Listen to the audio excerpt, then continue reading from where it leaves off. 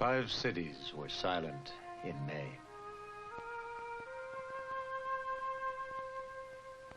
On the first morning of the following month, they awoke with brushes in their hands and a calendar as their canvas.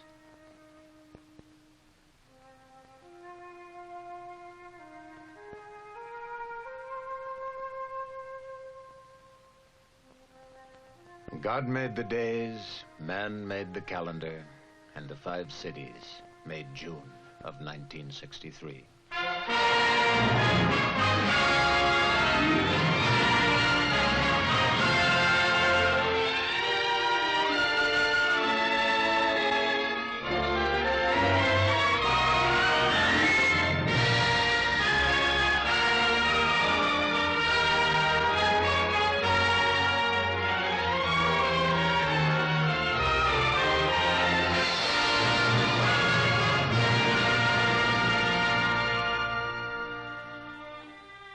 $4,800,000 people died in the month of June, and 9,600,000 people were born.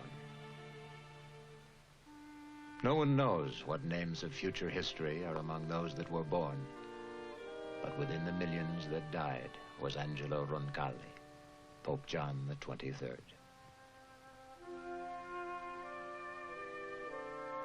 Outside St. Peter's Basilica, the masses waited with meditation, tears, and prayers.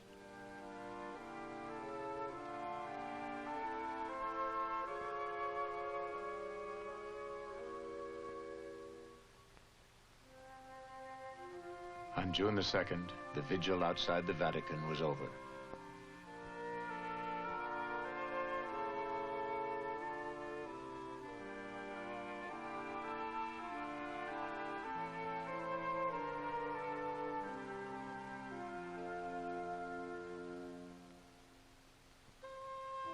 Within the Basilica, the Cardinal College gathered for Mass. Still in grief, theirs was a mission: to elect a man to follow their beloved Pope John.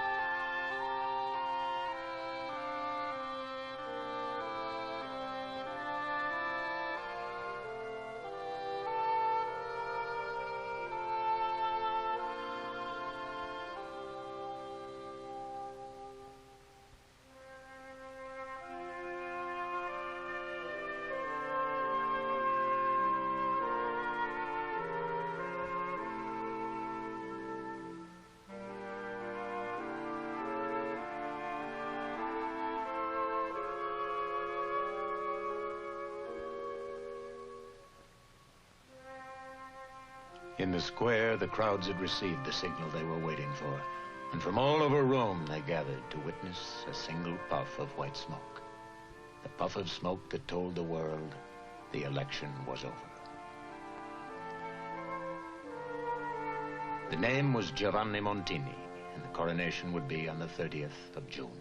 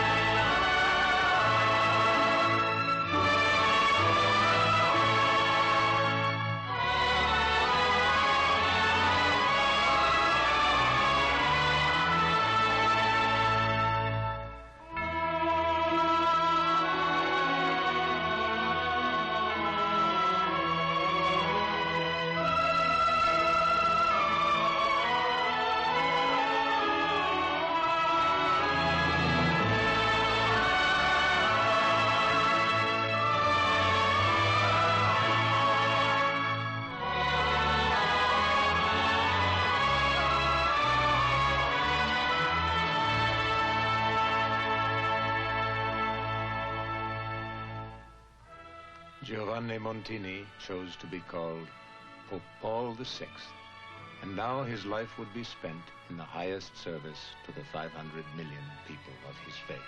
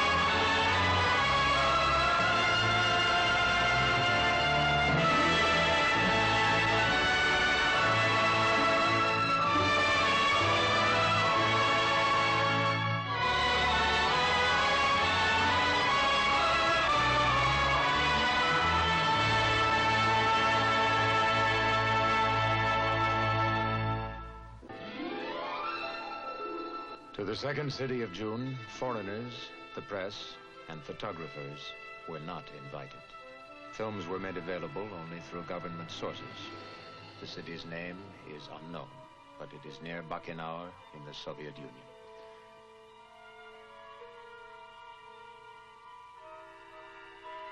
Here, in the continuing race for the moon with the United States of America, the Soviet Union launched Valery Bykovsky and Valentina Tereshkova. In utmost secrecy, only the military and technicians observed the launchings of the two new cosmonauts.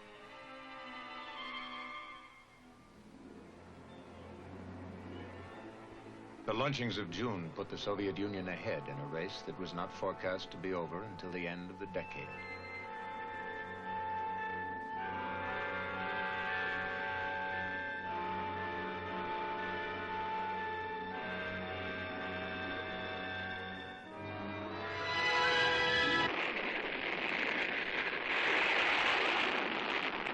The history of man in space is short, but the conquests are many. Now films of every launch have been released both by the government of the Soviet Union and the free press of the world that was invited to photograph the launches of the United States. In 1961, the Soviet Union launched Yuri Gagarin and provided this motion picture of the liftoff. The United States launched Alan Shepard from Cape Canaveral on top of a Redstone booster. Next in space was Gus Grissom of the United States, again photographed by hundreds of international photographers at the Cape. Then the Soviet Union announced the launch of German Titov and released this film.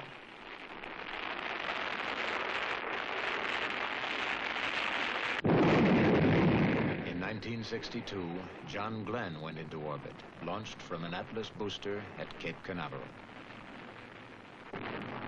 This was followed by United States astronaut Scott Carpenter 3 months later in a Mercury capsule. In August of 1962, Andrian Nikolaev and Pavel Pavlovich orbited simultaneously, launched by two separate boosters from the Soviet Union. One launched within 24 hours after the other. These are the films provided of the launches. Wally Schirra of the United States went next from Cape Canaveral, perched on top of a 1.5-stage Atlas. 1963 ushered Gordon Cooper of the United States into orbit in his Faith 7 capsule. And June in space belonged to the Soviet Union, with Valery Bykovsky and Valentina Tereshkova. The Soviet Union furnished this film of the launches. The second city of June, location unknown, wrote history with two proud names.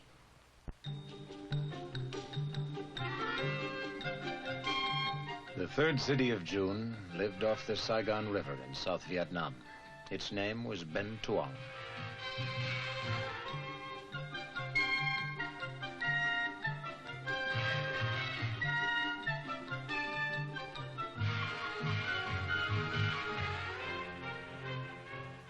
The village population lived from products that surrounded the river, and they made use of every available resource to uphold the strong, healthy, and happy lives they'd known so long.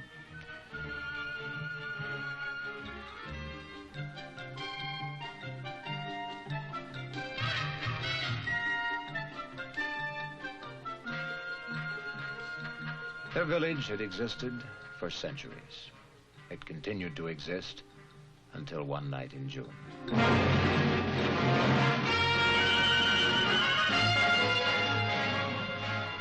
On the night of the 18th, communists came to spread their political fervor and killed the men and burned the village.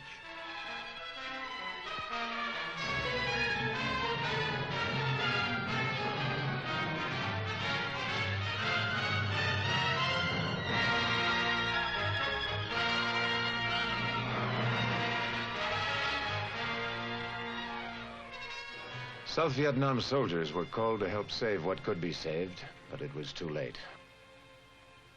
All that was left to do was to take care of the wounded, the frightened, and the homeless.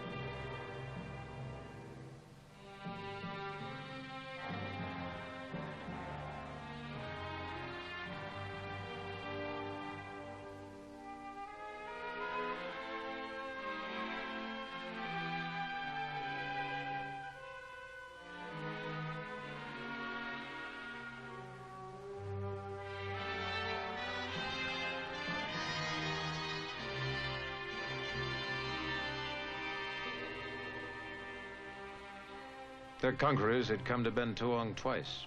Once they came by day as friendly strangers with promises of a new life of communal living and of more land.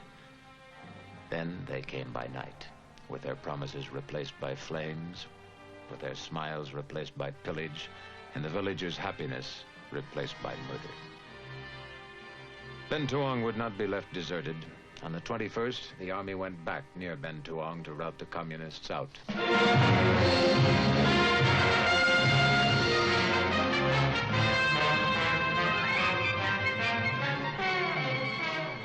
And so the soldiers came by rail, by air, by land, and water to win back the remnants of Ben Tuong.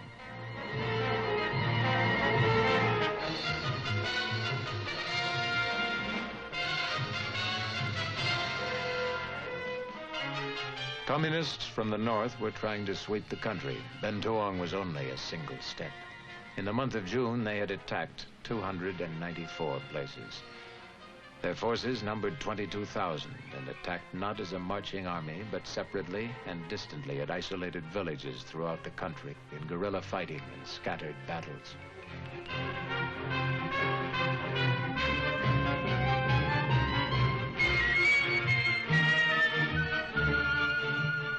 There were casualties in this unknown war of June, too many of them. But the communists were outfought, out-equipped, and out-soldiered. One by one, out of their hiding places in the thickets, they surrendered. But the ones that got away went on to other villages, and South Vietnam remained a battlefield.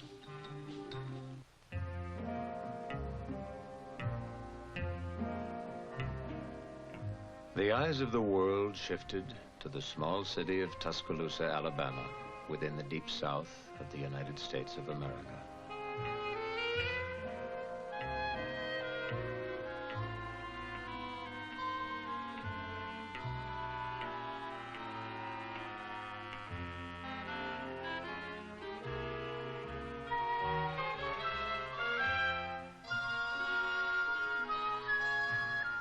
It was a familiar story.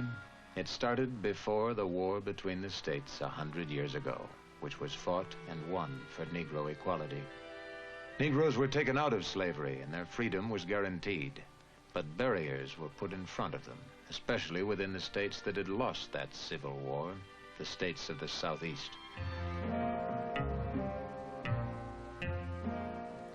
The Constitution of the United States came under debate as to whether it prohibited or acknowledged such barriers. In 1954, it was made clear by the Supreme Court that the Constitution guarantees equality for all. And so the great tests were made. Tests that brought mob disorder and violence to the South, and that required federal troops to ensure the admittance of Negro students into schools other than those reserved for Negroes only. Though the vast majority of the United States was in sympathy with the Negro, some of the citizens were not. Though the United States government supported the Negro, some of the separate state governments did not. And now, the test of Tuscaloosa, Alabama, the last state of the Deep South to resist integration of schools. Once again, the governor of a southern state said, "No Negro shall be admitted to an otherwise white enrollment." And with the entire world as witness, judge, and jury, Tuscaloosa and history met on June the 11th, when 2 American Negroes expressed their desire to enroll at the University of Alabama. It was, in effect, a single defiant man holding with strength to the weak mores of the past against the Constitution, the government, and the will of the people of the United States, both Negro and white. With the protection of federal marshals, Vivian Malone and James Hood entered the University of Alabama in Tuscaloosa.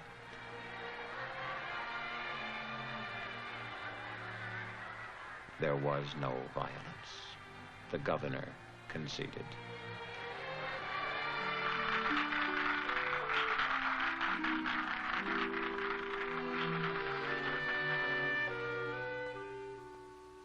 The law of the land was enforced by the government to protect 2 citizens. It was enforced so Vivian Malone and James Hood and anyone else would have the freedom to choose the school they would attend.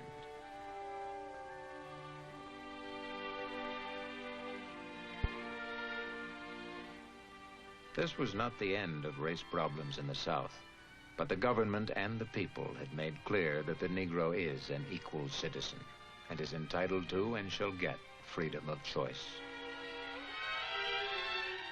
Wherever free men live, their most sacred request, their most sacred right is for freedom of choice. To bypass all prejudice, to live as they want to live, to worship where they want to worship, and to go where they want to go.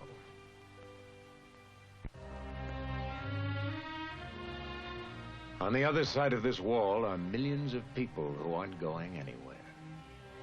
The communist government they live under will not let them out. For centuries, walls have been built to keep out invading armies, but this was the first wall in all recorded history to keep an entire country from fleeing. Fleeing into West Berlin as 3.5 million did before the wall was erected. If the guards with their guns were unsuccessful in keeping people from fleeing, there was the barbed wire. If they crossed that, there was the wall. If they reached the top, there was the broken glass.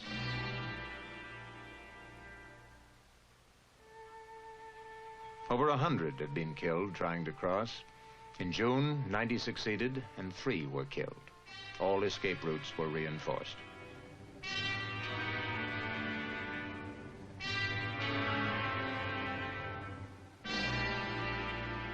The Eastern Guards had orders to shoot at each other if one tried to escape. In areas where windows overlooked West Berlin and people had jumped to freedom, the windows had been sealed with bricks.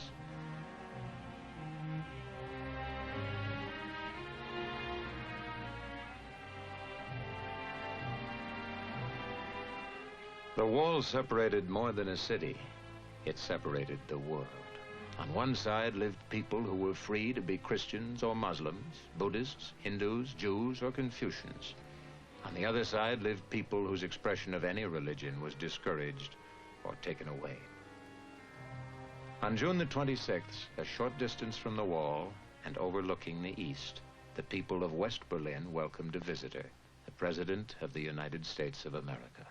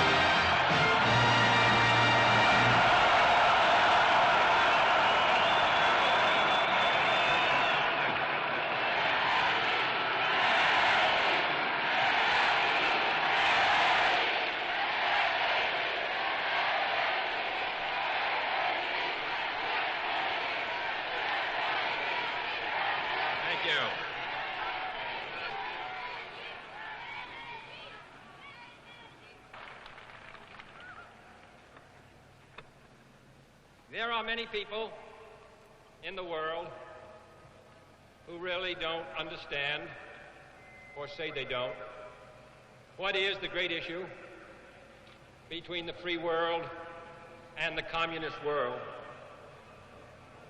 Let them come to Berlin.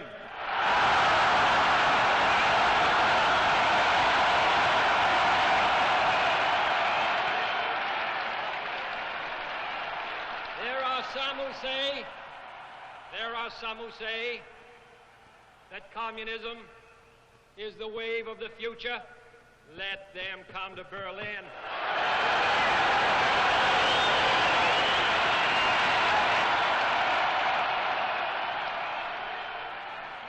And there are even a few who say that it's true that communism is an evil system, but it permits us to make economic progress. Lass sie nach Berlin kommen. Let them come to Berlin.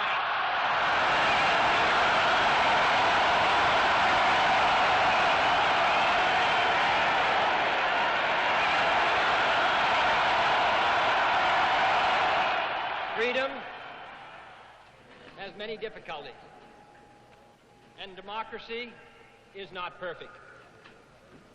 But we have never had to put a wall up to keep our people in, to prevent them from leaving us.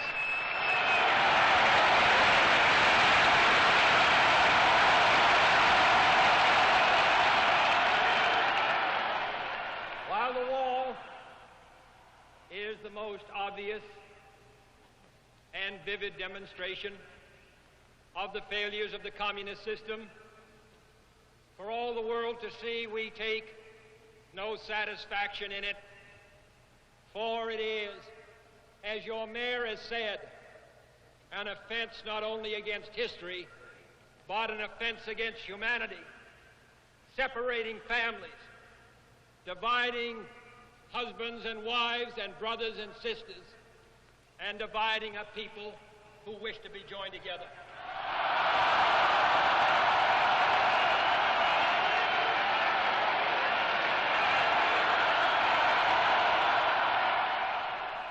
Freedom is indivisible, and when one man is enslaved, all are not free. All free men, wherever they may live, are citizens of Berlin. And therefore, as a free man, I take pride in the words, Ich bin ein Berliner.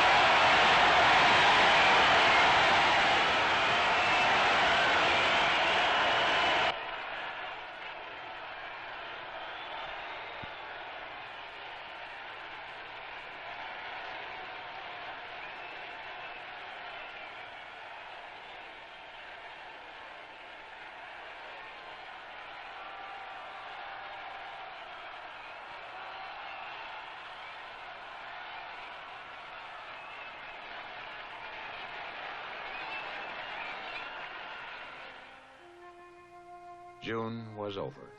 With a crown, a rocket, a gun, a triumph, and a wall, 5 cities wrote history in the book of the world. Prophets could guess, wise men could warn, but no visionary of June could foretell the cities that were destined to write their names on future calendars.